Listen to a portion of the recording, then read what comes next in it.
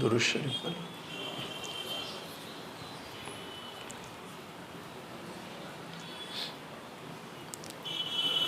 اعوذ باللہ من الشیطان الرجیم، بسم اللہ الرحمن الرحیم۔ قل هو اللہ احد اللہ الصمد لم یلد ولم یولد ولم یکن له کفوا احد۔ صدق اللہ مولانا العظیم۔ شروع اللہ کے نام سے جو بے حد مہربان نہایت رحم والا ہے۔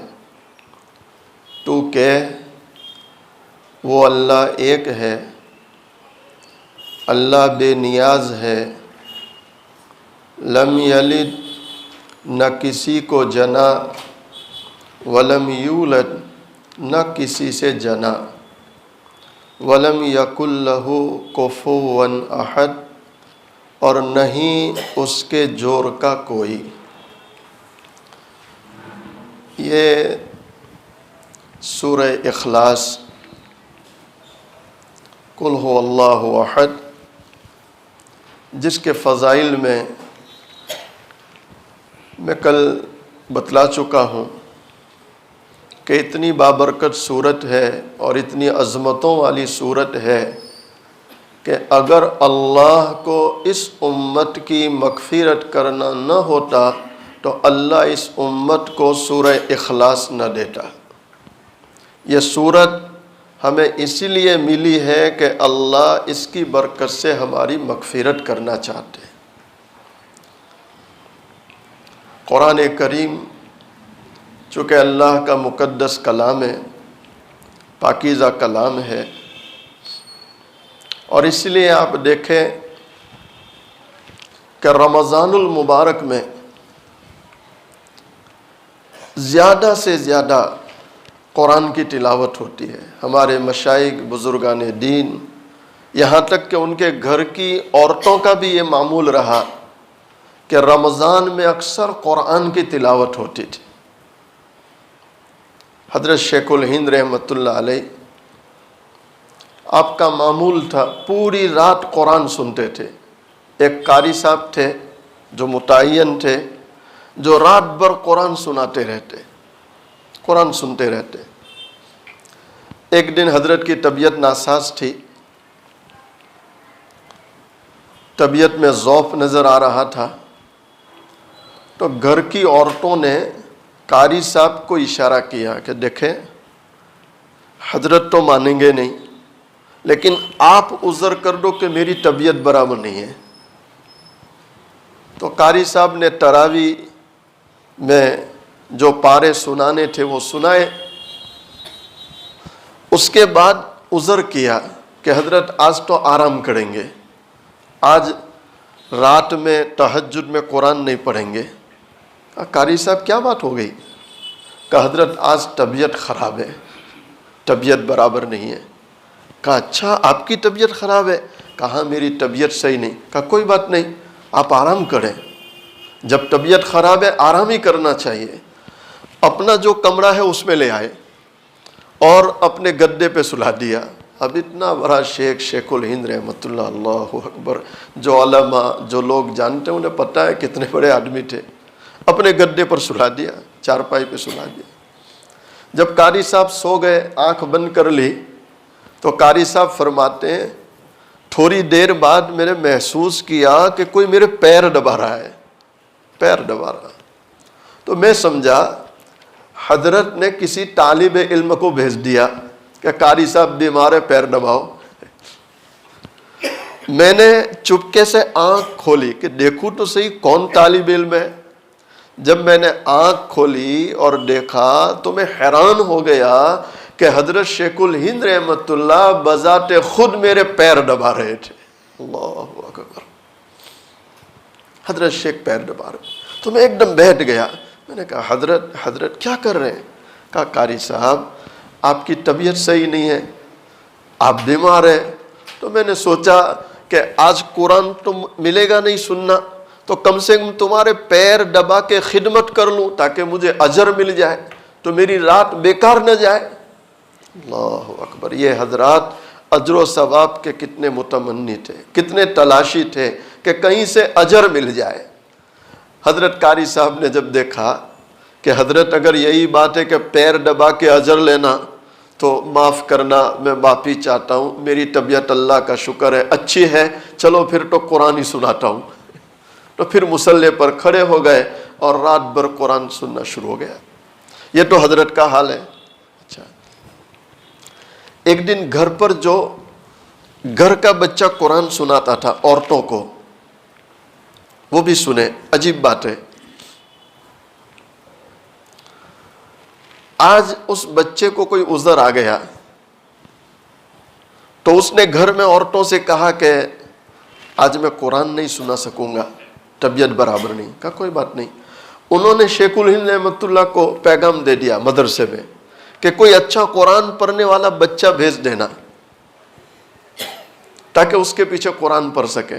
تو پردے کے ساتھ جو شرائط ہے اس کے اعتبار سے ایسا بچہ جو بالغ نہ ہو، یا بالغ ہو تو پھر پردہ کر کے مستورات کے لیے جو شرائط ہے اس کے اعتبار سے وہ پڑھاتا تھا۔ حضرت نے وہاں سے ایک لڑکا بھیج دیا اچھا قرآن پڑھنے والا،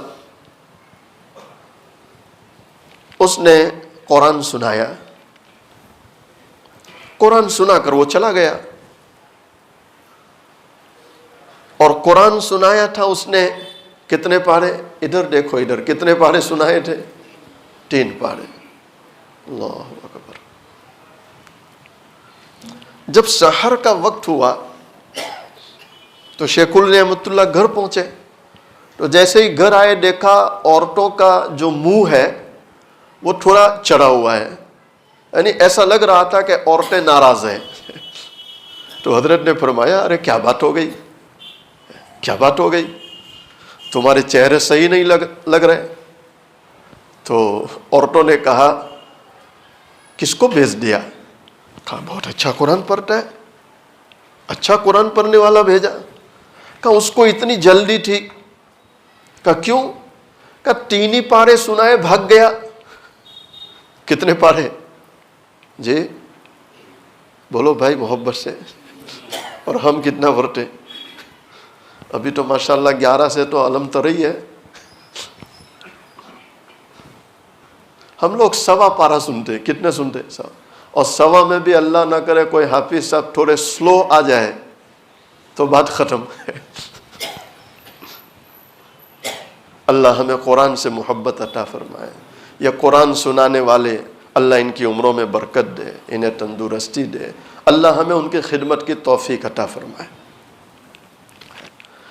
شیخ الہند رحمۃ اللہ نے جب سنا کہ اس کو اتنی جلدی تھی کہ 3 پارے سنا کے بھاگ گیا، تو آپ حیران ہو گئے کہ یہ عورتیں کتنا سنتی ہوگی۔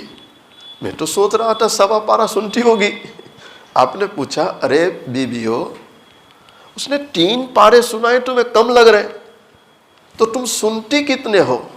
کہنے لگی حضرت اللہ کا شکر ہے ہم روزانہ تراویح میں 7 پارے سنتی ہے۔ کتنے پارے؟ عورتوں کی تراویح 7 پارے، عورتوں کی تراویح 7۔ ہم مردوں کے لیے سبق ہے کہ کم سے کم 1.25 پارا شوق سے سنیں۔ میں یہ نہیں کہتا کہ 7 پڑھنا، یہ نہیں کہتا کہ 7 پڑھنا، میں یہ کہتا ہوں کم سے کم 1.25 پارا شوق سے سنیں، محبت سے سنیں۔ بھئی یہ تو کر سکتے نہیں کر سکتے، محبت سے سنیں، شوق سے سنیں۔ ہمارے حضرت شیخ طریقت حضرت مولانا محمد قمر الزمان الہ آبادی دامت برکاتہم علینا، اللہ آپ کی عمر میں برکت دے، تندرستی دے۔ آپ فرماتے ہیں قرآن پڑھنے والا قرآن پڑھتے پڑھتے صاحب قرآن تک پہنچ جاتا ہے۔ قرآن پڑھنے والا قرآن پڑھتے پڑھتے صاحب قرآن کون ہے؟ اللہ. صاحب قرآن کون ہے؟ یعنی قرآن پڑھنے والا قرآن پڑھتے پڑھتے اللہ تک پہنچ جاتا ہے، یعنی اس کو اللہ سے دوستی ہو جاتی ہے. کس سے دوستی ہو جاتی ہے؟ اور ہمارے حضرت بارہا ایک شعر سناتے ہیں، حضرت شاہ وسیع اللہ صاحب رحمۃ اللہ علیہ کی. سوم ہے ایمان سے ایمان رخصت سوم گم، قوم ہے قرآن سے قرآن رخصت قوم گم. ہمارے حضرت بارہا یہ شعر سناتے ہیں کہ دیکھو روزہ، من صام رمضان ایمانا و احتسابا غفر لہ ما تقدم من ذنبہ، کہ روزہ اور اس کے جتنے فضائل ہیں ان تمام فضائل کا دار و مدار ایمان ہے. کیا ہے؟ ایمان. یعنی ایمان کے ساتھ روزہ ہے تو روزہ روزہ، ورنہ تو کچھ بھی نہیں. یہ سادھو لوگ کتنے مجاہدہ کرتے ہیں. کئی سادھو تو آپ کو سڑکوں پر ملیں گے کہ ننگے پیر چلتے، اور بعض تو بالکل ننگے چلتے، ساری زندگی گزار دیتے ایسی. لیکن کیا ملے گا؟ خسیرت دنیا والآخرہ، کہ ان کی دنیا بھی خسارے میں اور آخرت بھی خسارے. تو روزے کی جو فضیلت ہے اس کا دار و مدار کیا ہے؟ ایمان. ٹھیک اسی طرح قوم من حیث القوم باقی رہتی ہے، برکتوں سے مالا مال ہوتی ہے، اور اس قوم مومن کی حفاظت ہوتی ہے. اس کا سب سے بڑا سبب کیا ہے؟ بولو ادھر دیکھ کر. قرآن. کیا ہے؟ قرآن. کہ قرآن سے جڑے رہے، قرآن سے وابستہ رہے. ابن حنبل بہت بڑے امام ہیں. تقریباً آپ کے جنازے میں 8 لاکھ لوگ شریک تھے. کتنے لوگ؟ 8 لاکھ. اس زمانے کی بات کرتا ہوں. 8 لاکھ.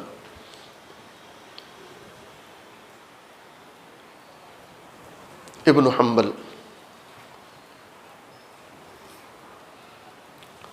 اللہ تعالیٰ کو خواب میں دیکھا. اب کیسے دیکھا، ہیئت کیفیت اللہ ہی بہتر جانتے ہیں، اس کو تو بیان نہیں کر سکتے کہ اللہ کو کیسا دیکھا. انہوں نے اللہ کو خواب میں دیکھا. تو اللہ تعالیٰ کو خواب میں پوچھتے ہیں، اے اللہ، اگر کوئی مومن تیرا قرب پانا چاہے، تیرا قرب پانا یعنی تیری نزدیکی پانا چاہے تو کیا عمل کرے، کس چیز سے قرب پا سکتا ہے؟ تو اللہ تعالیٰ فرماتے ہیں بی تلاوتی کلامی، بی تلاوتی کلامی. تو ابن حنبل رحمۃ اللہ علیہ نے پوچھا بی فہمن او بلا فہمن، اے اللہ اگر کوئی تیری دوستی چاہے تو قرآن کی تلاوت بالکل برابر، تو قرآن کی تلاوت سمجھ کے کرنا کہ بغیر سمجھے؟ سمجھ کے کرنا کہ بغیر. تو اللہ فرماتے ہیں اے ابن حنبل بے فہمن او بلا فہم، سمجھ کے پڑھے تو بھی نہ بغیر سمجھے پڑھے تو بھی اسے کیا نصیب ہوگا؟ اللہ کا قرب. میں نے ان آنکھوں سے ایک بڑی اماں کو دیکھا ہے، قرآن پڑھنا نہیں جانتی تھی، بیچاری ان پڑھ تھی، ماحول ہی نہیں ملا ہوگا، قرآن پڑھنا نہیں آتا تھا. لیکن میں نے برابر ان کو دیکھا، جب بھی مجھے موقع ملا میں نے دیکھا کہ جب جمعہ کا دن ہوتا اور مرد حضرات جمعہ کی نماز کو جاتے تو یہ بڑھیا قرآن کریم جو جسدان میں لپیٹا ہوا ایک ٹاکچے میں پڑا رہتا تھا، وہ وہاں سے قرآن اٹھاتی اچھے سے غسل وضو وغیرہ کر کے، اور پھر قرآن کریم کو احترام سے کھولتی. اور میں نے برابر دیکھا بس انگلی گھماتی تھی بیچاری اس طرح، چونکہ پڑھنا تو جانتی نہیں تھی، صرف کیا کرتی تھی؟ انگلی گھماتی. آپ حیران ہوں گے، واللہ میں نے ان آنکھوں سے دیکھا، انگلی گھمانے کی برکت سے اللہ نے اس بڑھیا کو جمعہ کے دن کی موت نصیب کی ہے. کون سے دن کی؟ حضور پاک صلی اللہ علیہ وسلم نے فرمایا جو جمعہ کے دن مر جائے کوئی حساب کتاب نہیں. آپ علیہ السلام فرماتے ہیں جو جمعہ کی رات میں انتقال کر جائے کوئی حساب کتاب نہیں. اور آپ علیہ السلام فرماتے ہیں جو رمضان میں چلا جائے کوئی حساب کتاب نہیں. اب آپ سوچیں کتنی پیاری موت ہے. اچھا ایک اور 2 روایتیں سنا دوں. حضرت نبی کریم صلی اللہ علیہ وسلم فرماتے ہیں جب دنیا میں طاعون پھیل جائے، وبا پھیل جائے، جیسے ابھی کورونا پھیلا ہے، کئی لوگ کورونا میں جا رہے، آپ علیہ السلام نے فرمایا طاعون پھیل جائے اور طاعون کی بیماری میں کسی کا انتقال ہو جائے تو اللہ اس کو شہادت کی موت دیتے، کوئی حساب کتاب نہیں. کیسی موت ہے؟ شہادت. اچھا ہمارے یہاں ابھی ہم دیکھتے ہیں کہ ہسپتال میں گئے تو کورونا تھا، لیکن چند دنوں کے علاج کے بعد کورونا تو ٹھیک ہو گیا، لیکن اٹیک سے مر گیا یا کوئی اور بیماری سے مر گیا، تو اس کا کیا؟ آپ علیہ السلام فرماتے ہیں طاعون کے زمانے میں مرنے والا طاعون سے نہیں مرا، اپنی موت سے مرا، کسی اور بیماری سے. آپ علیہ السلام فرماتے ہیں اللہ اسے بھی شہادت کی موت دے گا. اب آپ سوچیں اللہ کتنا مہربان ہے، اللہ کتنا مہربان. خیر، میں اس پہ عرض کر رہا تھا کہ قرآن کریم انتہائی برکت والی کتاب ہے اور ہمیں زیادہ سے زیادہ قرآن کی تلاوت کرنی چاہیے. ہمارے حضرت شیخ طریقت حضرت مولانا محمد قمر الزمان الہ آبادی دامت برکاتہم علیہ، اصل میں قرآن کریم پر بہت باتیں ہیں اور ہمارے پاس صرف 3 دن، اس میں سے آج دوسرا چل رہا، کل آخری دن ہے. تو یہ جو سورہ اخلاص ہے اس کا ترجمہ اور اس کے تعلق سے کچھ باتیں کل آ جائے گی آخری دن میں انشاءاللہ. بس کچھ باتیں قرآن سے جو تعلق رکھتی ہے تاکہ آخری اشرا جو بھی ہمارے پاس ہے ہم اس میں کم سے کم ایسا کوئی نظام بنا سکے کہ بھئی آخری اشرے میں ایک قرآن مکمل کر سکے. زیادہ نہیں کہتا، ایک تو کر سکتے نہیں کر سکتے. اگر کوئی یہ طے کر لے کہ روزانہ 3 پارے پڑھ لوں گا تو بھئی ایک ہو سکتا نہیں ہو سکتا؟ جی ہو سکتا نا. آپ نیت کریں انشاءاللہ. آپ تو خانقاہ چلاتے ہیں، جو لوگ خانقاہ چلانے والے ہیں ان کو تو اور نیت رکھنی چاہیے کہ کسی اور کا ہو کہ نہ ہو لیکن ہمارا ہوگا انشاءاللہ. روزانہ کتنے پارے پڑھنے؟ ٹھیک. اچھا ہمارے حضرت فرماتے ہیں کہ بسم اللہ آپ محبت سے دل سے پہلے پڑھ لیں، بسم اللہ الرحمن الرحیم. ہمارے حضرت فرماتے ہیں بسم اللہ کے 19 حروف. بسم اللہ کے کتنے حروف ہیں؟ 19. جہنم پر جو فرشتے ہیں وہ بھی 19 ہے. کتنے ہیں؟ تو بسم اللہ کے حروف 19، جہنم کے فرشتے 19. ہمارے حضرت فرماتے ہیں اگر کوئی دل سے بسم اللہ پڑھے گا تو یہ بسم اللہ اس کے لیے جہنم سے کافی ہو جائے گی. کس سے کافی ہو جائے گی؟ یعنی یہ بسم اللہ کا پڑھنا اس کو جہنم میں جانے دے گا نہیں، یہ جہنم سے بچنے کا ایک ذریعہ بن جائے گا. صرف بسم اللہ، صرف بسم اللہ. امام الانبیاء صلی اللہ تعالی علیہ وسلم فرماتے اگر کسی کا چھوٹا سا بچہ مدرسے میں جا کر بسم اللہ پڑھے، کیا پڑھے؟ آپ علیہ السلام فرماتے اگر کسی کا بچہ بسم اللہ پڑھے اسی وقت اللہ اس کے ماں باپ کی مغفرت کر دیتے. اسی وقت اللہ ماں باپ کی کیا کر دیتے؟ یعنی بچے نے مکتب میں جا کر صرف بسم اللہ پڑھا، بسم اللہ، تو اس کی برکت سے اللہ ماں باپ کی مغفرت کر دیتے ہیں. علماء نے کتابوں میں لکھا کہ پروردگار عالم کو حیا آتی ہے، شرم آتی ہے کہ جس کا بیٹا مجھے رحمان کہے، جس کا بیٹا مجھے رحیم کہے، میں اس کے ماں باپ کو عذاب دوں. تو اللہ تعالیٰ ماں باپ سے عذاب اٹھا لیتے ہیں، مغفرت کر دیتے ہیں. تو آپ سوچیں یہ قرآن کتنی برکت والی کتاب ہے. اچھا ابھی ہمارے حضرت نے ایک اور عجیب بات مجھے اچانک یاد آ گئی. قرآن میں لفظ فرعون آیا ہے. بھائی آیا کہ نہیں آیا؟ فرعون. تو فرعون تو اللہ کا دشمن ہے اور نبی کا بھی دشمن ہے. اور فرعون تو اتنا مشہور ہو گیا کہ آج ہمارے یہاں بھی کوئی سر اٹھاوے تو ہم سیدھا کیا بولتے ہیں؟ جی کہ فرعون بنا ہے. بولتے نہیں بولتے؟ فرعون ایک گالی بن گیا. فرعون اللہ کے دشمن کا نام. لیکن ہمارے حضرت فرماتے ہیں دیکھو فرعون، فا را عین پھر واو اور نون، تو کتنے حروف ہو گئے؟ 5. فرعون کتنے حروف ہو گئے؟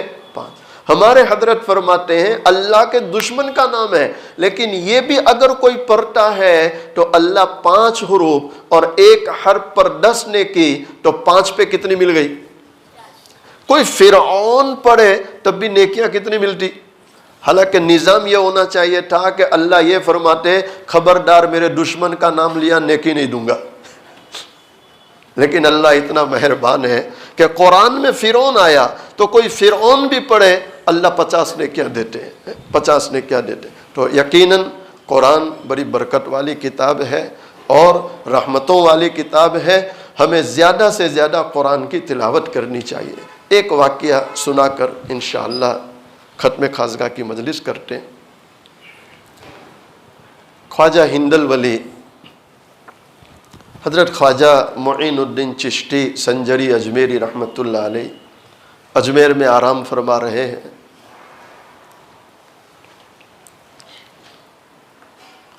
جب آپ سنجر سے چلے اپنے مقام سے، حضرت قاری طیب صاحب رحمۃ اللہ نے لکھا ہے، حکیم الاسلام حضرت قاری طیب صاحب رحمۃ اللہ، انہوں نے لکھا ہے کہ خواجہ ہندل ولی رحمۃ اللہ مدینہ منورہ میں حضور پاک صلی اللہ علیہ وسلم کے روزے اطہر پر تھے اور وہاں سے چلے ہیں ہندوستان کے لیے. آپ کی دیرینہ تمنا یہ تھی کہ بقیہ ساری زندگی مدینہ منورہ میں گزر جائے اور موت ہو تو قبر جنت البقیع میں بن جائے. یہ اکثر اللہ والوں کی تمنائیں رہی. لیکن اللہ تعالیٰ نے بعضوں کو وہ شرف دیا اور کئیوں کو وہاں سے نکالا کہ تمہاری ضرورت مدینے میں اتنی نہیں ہے جتنی دوسرے علاقوں میں ہے. جیسے خواجہ ہندل ولی رحمۃ اللہ علیہ، آپ علیہ السلام کی مزار پر تھے. جب سلام پیش کیا تو جواب آیا وعلیکم السلام.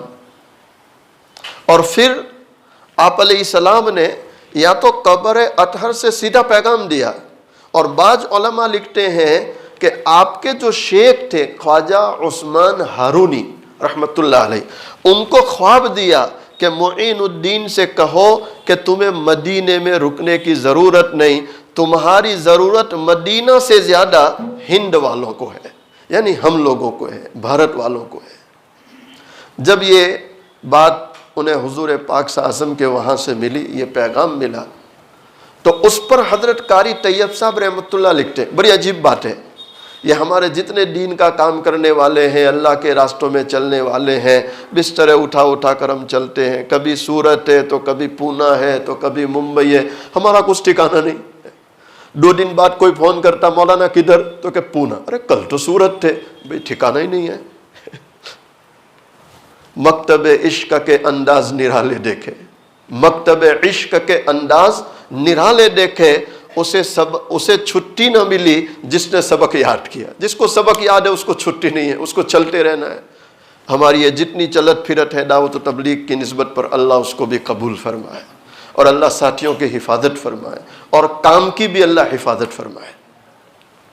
حضرت قاری طیب صاحب رحمۃ اللہ لکھتے ہیں کہ آج تک جتنا دین کا کام ہوا، اس وقت جو ہو رہا ہے، اور آئندہ قیامت تک جتنا کام ہوگا، یہ سارا کا سارا حضور پاک صلی اللہ علیہ وسلم کے اشاروں پر، کہ آپ علیہ السلام کی طرف سے آپ کے چہیتوں کے دلوں میں باتیں ڈالی جاتی ہے.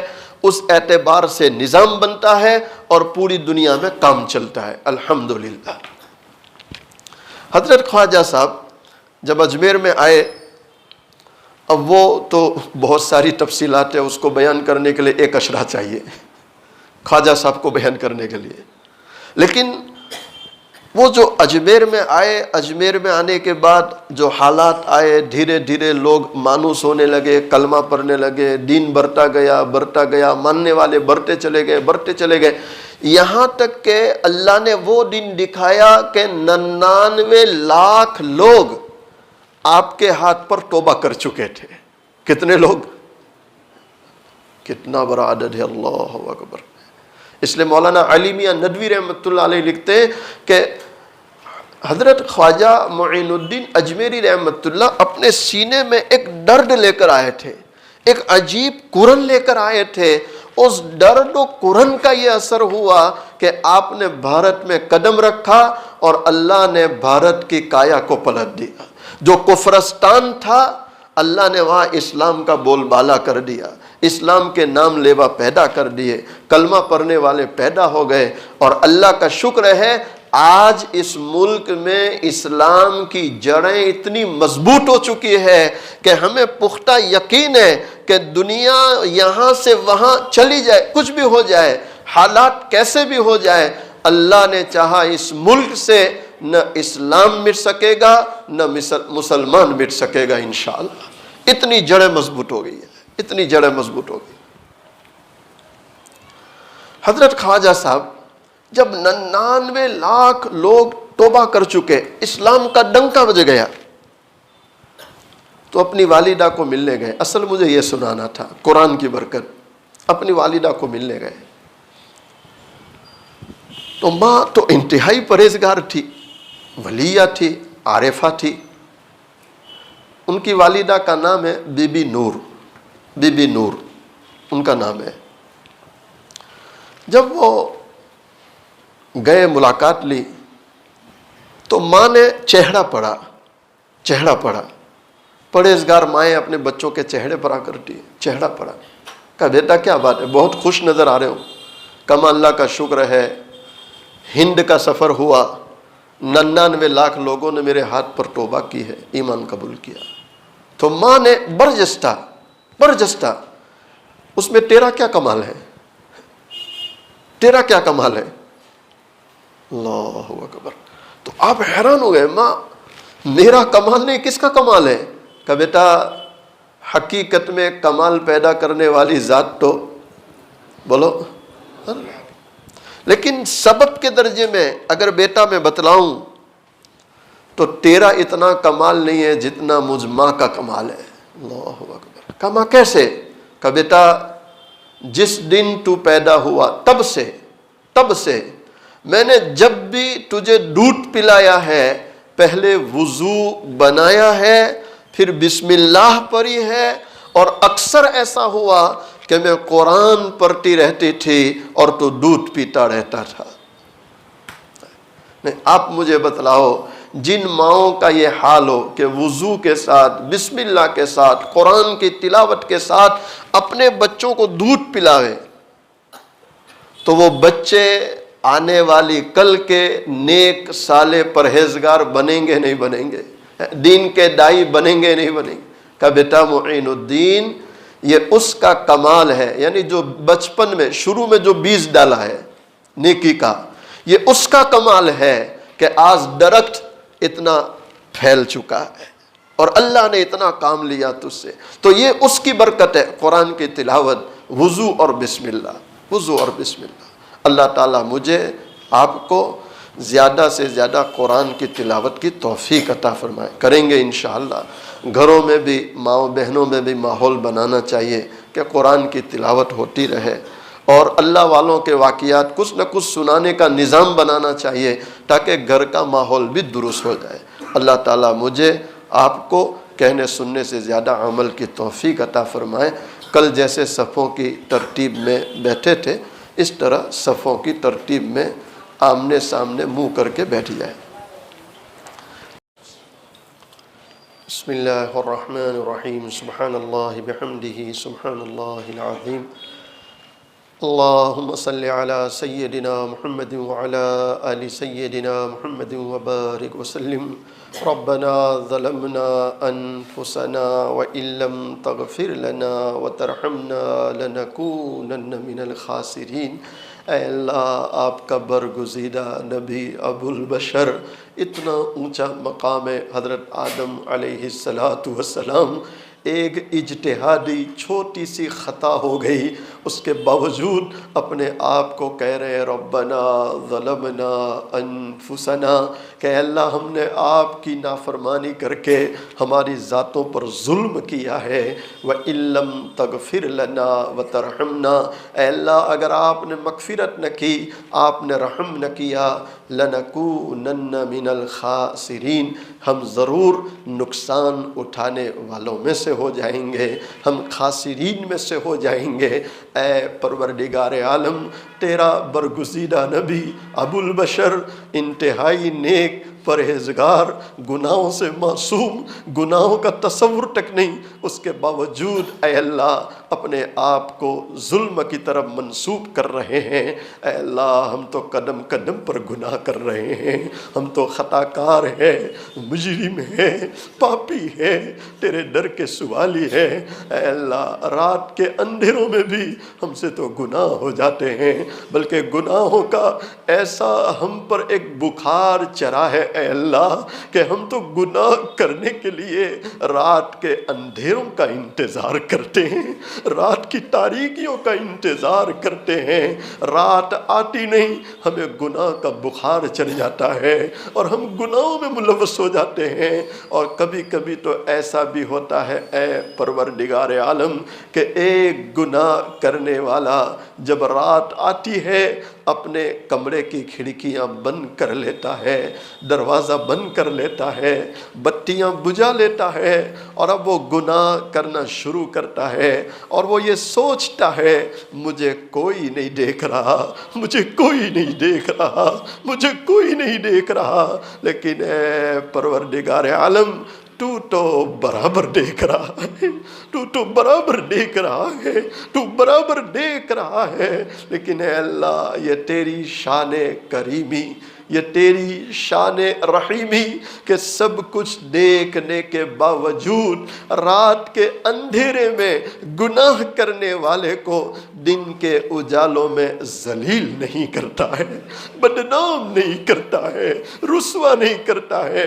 حالانکہ اے اللہ تجھے سارا اختیار ہے، تجھے ساری قدرت حاصل ہے، تو چاہے ہمارے ہاتھوں سے نوالے چھین سکتا ہے، جسموں سے کپڑے اتار سکتا ہے، پیروں سے چپل چھین سکتا ہے، تو ہمیں ننگے پیر چلا سکتا ہے.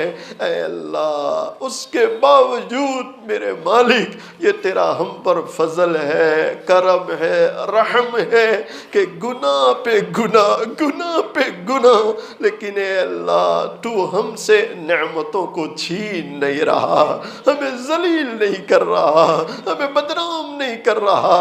سچ ہے میرے اللہ تیرے جیسا رب کوئی نہیں ہو سکتا، تیرے جیسا رب کوئی نہیں ہو سکتا، اور تیرے جیسا معاف کرنے والا کوئی نہیں ہو سکتا. اے اللہ جب زمین پر گناہوں کی انتہا ہوتی، جب زمین گناہوں کے بوجھ سے تھک جاتی ہے اور آسمان گناہوں کے ڈھیر دیکھ دیکھ کے تھک جاتا ہے، تو یہ دونوں تیرے سامنے التجا کرتے ہیں اے اللہ ان گناہوں کے بوجھ سے تھک چکے ہیں، ان گناہ کرنے والوں کو ہلاک کر دے. زمین کہتی ہے اجازت دے پھٹ جائے لقمہ بنا لے، آسمان کہتا اجازت دے برس جائیں، آگ برسائیں، طوفان برسائیں. اے پروردگار عالم تو اپنے بندوں پر کتنا مہربان ہے، تو اپنے بندوں سے کتنی محبت کرتا ہے. تو زمین و آسمان کو فوراً کہتا ہے اے زمین و آسمان مجھے یہ بتلاؤ میرے ان بندوں کو تم نے پیدا کیا ہے، کیا تم ان کو پالتے ہو، کیا تم ان کو کھلاتے ہو، کیا تم ان کو پلاتے ہو؟ زمین و آسمان ٹھہر جاتے، سہم جاتے کہ اے اللہ جیسے یہ تیری مخلوق ہے ہم بھی تیری مخلوق ہیں، تو اے اللہ تو زمین و آسمان کو کہتا ہے اے زمین آسمان تمہیں کچھ کرنے کی ضرورت نہیں، یہ میرے بندے ہیں، میرے نام لیوا ہے، نفس و شیطان کے چکر میں آ کے گناہ کر رہے ہیں، تم ان کی فکر نہ کرو، میں ان کی توبہ کا انتظار کر رہا ہوں۔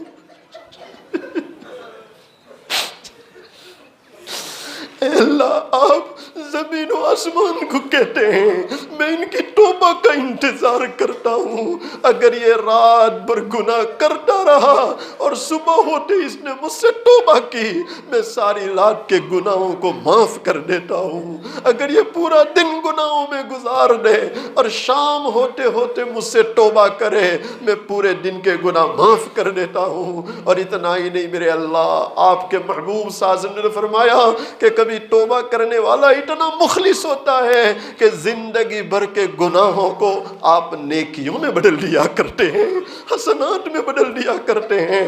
سچ ہے میرے اللہ تیرے جیسا رب کوئی نہیں ہو سکتا، تیرے جیسا معاف کرنے والا کوئی نہیں ہو سکتا۔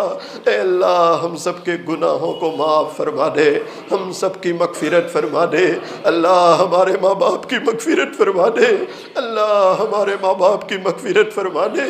اے اللہ ہم میں سے بعض ایسے بھی ہوں گے جس کی ماں قبر میں آرام کر رہی ہوگی یا کسی کا باپ قبر میں آرام کر رہا ہوگا، اے اللہ تجھ سے التجا کرتے ہیں ان کی قبروں پر کرو رحمت نازل فرما، اے اللہ ان کی قبروں کو جنت کے باغیچوں میں سے ایک باغ بنا، اے اللہ جن کے ماں باپ میں سے دونوں کوئی ایک زندہ ہے اللہ ان کی عمر میں برکت عطا فرما، انہیں تندرستی عطا فرما، اے اللہ انہیں عافیت عطا فرما۔ اے پروردگار عالم پوری دنیا کے لوگ پریشان ہیں، پوری دنیا کے لوگ دکھی ہیں، اور اے اللہ آج 17 رمضان ہو گیا لیکن وبا رکنے کا نام نہیں لے رہی ہے، بیماری تھمنے کا نام نہیں لے رہی ہے، حالانکہ ہمیں اے اللہ تجھ سے یہ حسن ظن تھا کہ رمضان کی برکت سے طاعون ختم ہو جائے گا، روزوں کی برکت سے بیماری ختم ہو جائے گی، لیکن اے اللہ پتہ نہیں ہمارے کون سے ایسے گناہ ہیں اللہ کہ اب تک اس کی معافی نہیں ہو رہی ہے، اب تک اس کی مغفرت نہیں ہو رہی ہے، اب تک تیری رضامندی کا پروانہ نہیں مل رہا ہے۔ اے اللہ تجھ سے التجا کرتے ہیں روزوں کے ساتھ کہ ہمارے جن گناہوں، جن کوتاہیوں، جن غفلتوں سے تو ناراض ہوا ہے اللہ عافیت کے ساتھ معاف فرما دے، اللہ عافیت کے ساتھ معاف فرما دے، اللہ عافیت کے ساتھ معاف فرما دے، اور اے اللہ اہل زمین پر رحم فرما دے، اہل بلا پر رحم فرما دے، اہل مصائب پر رحم فرما دے، ہمارے بیماروں کو شفا عطا فرما دے، پریشان والوں کی پریشانیوں کو دور فرما دے۔ اے اللہ ابھی بھی گویا لاک ڈاؤن ہی کا ماحول نظر آنے لگا، مارکیٹ بند ہونے لگے، دکانیں بند ہو چکی ہیں، آئندہ پھر لوگ باتیں کر رہے کہ عید کے بعد پھر لاک ڈاؤن آئے گا۔ اے اللہ تجھ سے التجا کرتے ہیں یقیناً اے اللہ ہم امتحان کے لائق نہیں ہیں، ہم کمزور ہیں، آزمائشوں کے لائق نہیں ہیں، اے اللہ ایسے حالات سے ہماری حفاظت فرما لینا، اے اللہ لاک ڈاؤن سے حفاظت فرما لینا، اے اللہ رزق کی تنگیوں سے حفاظت فرما لینا۔ سچ ہے میرے اللہ جب لاک ڈاؤن آتا ہے، مارکیٹ بند ہوتا ہے، دکانیں بند ہوتی ہے، معیشت تنگ ہو جاتی ہے، معیشت تنگ ہو جاتی ہے، لوگوں کے لیے کھانے پینے کے مسائل کھڑے ہو جاتے ہیں، اچھے خاصے زکوٰۃ نکالنے والے بیچارے زکوٰۃ کے مستحق بن جاتے ہیں۔ اے اللہ تجھ سے التجا کرتے ہیں لاک ڈاؤن سے حفاظت کر لینا، ایسے سخت حالات سے حفاظت کر لینا۔ اے اللہ تیرا برگزیدہ بندہ حضرت مولانا اشرف علی تھانوی رحمت اللہ تجھ سے کبھی کبھی یوں کہا کرتے تھے کہ اے اللہ ہم سے تو گناہ نہیں چھوٹ رہے ہیں لیکن تو اپنا فضل مت روکنا۔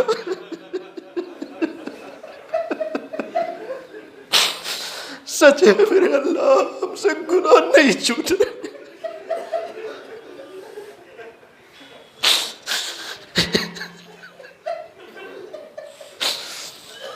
اے اللہ تجھ سے التجا ہے، اپنا فضل مت روکنا، اپنے فضل سے محروم نہ کرنا، اپنے کرم سے محروم نہ کرنا، اپنے رحم سے محروم نہ کرنا۔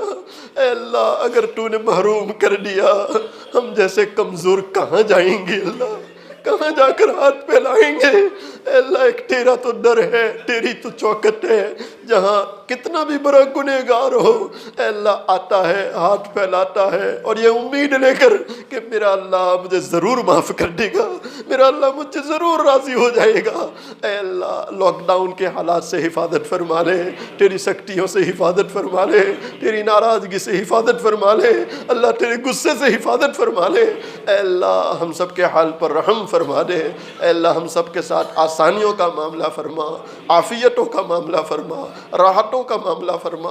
اے پروردگار عالم، یہ ہماری دعائیں ہیں، آپ کے ذمہ قبول کرنا۔ ہماری ان تمام دعاؤں کو محض اپنے فضل و کرم سے حضرت نبی کریم صلی اللہ علیہ وسلم کے صدقے تمام صحابہ، تابعین، تبع تابعین، تمام اولیاء کرام کے صدقے طفیل میں، کلام مجید کے صدقے طفیل میں، رمضان کی ان برکت والی گھڑیوں کے صدقے میں، اور اے اللہ ان ہاتھ پھیلانے والوں میں جن کی آنکھ سے نکلا گرم آنسو تجھے پسند آیا، اے اللہ ان کے صدقے میں ہماری تمام دعاؤں کو قبول فرما۔ ان اللہ وملائکتہ یصلون علی النبی یا ایہا الذین آمنوا صلوا علیہ وسلموا تسلیما اللہم صل علی سیدنا محمد وعلی آل سیدنا محمد وبارک وسلم برحمتک یا ارحم الراحمین۔